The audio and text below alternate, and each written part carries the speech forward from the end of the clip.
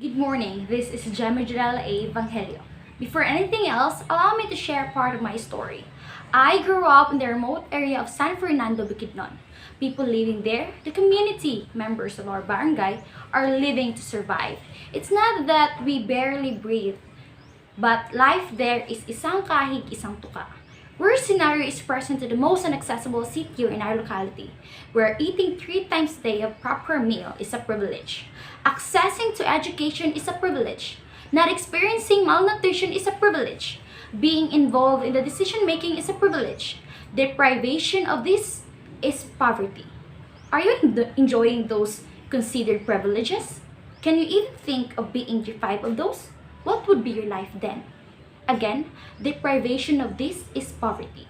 You can just imagine unless you've seen it in dramas or heard from other people, I guess. You and I are lucky not to be part of 16% of population living below the poverty line, as Philippines obviously has a fairly high poverty rate. What is really poverty? Poverty is about not having enough money to meet basic needs, including food, clothing, and shelter. However, poverty is much more than just not having enough money. The World Bank Organization describes poverty in this way. Poverty is hunger. Poverty is lack of shelter. Poverty is being sick and not being able to see a doctor. Poverty is not having an access to school and not knowing how to read. Poverty is not having a job. It's fear of the future, living day at a time. Poverty has many faces, changing from place to place and across time, and has been described in many ways. Poverty is a complex societal issue. Most often, poverty is a situation where people want to escape, especially me. But there is a truth I wanted to point out, that anybody can experience hunger, miss out education opportunity, and be sick. But here's the big word. There's a certain group of people, a community who's suffering those underprivileged experiences daily. They live because they have to. So poverty is a call to action for the poor and the wealthy alike. A call to change the world so that many may have enough to eat. To education, to have an access to education and health. Protect from violence and a voice on what happens in their communities. No matter how poverty is defined, it can be agreed that it is an issue that requires everyone's attention.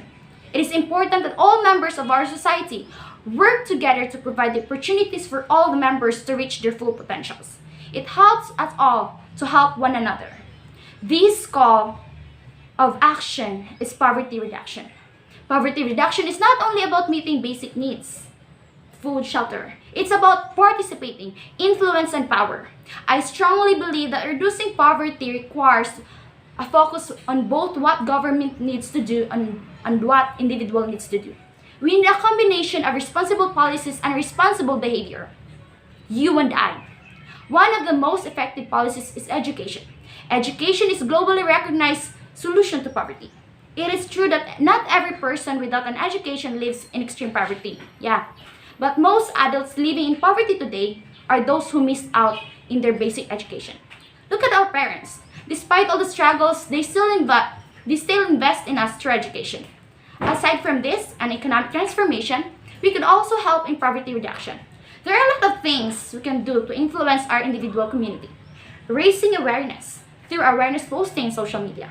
By simply avoiding and throwing unfinished food. One of those privileged might need that crumbs to survive. Living a sustainable life do also help. Even our least action, let's remember the least privilege of what we enjoy. In the end of the day, we all pay the price for poverty. Thank you.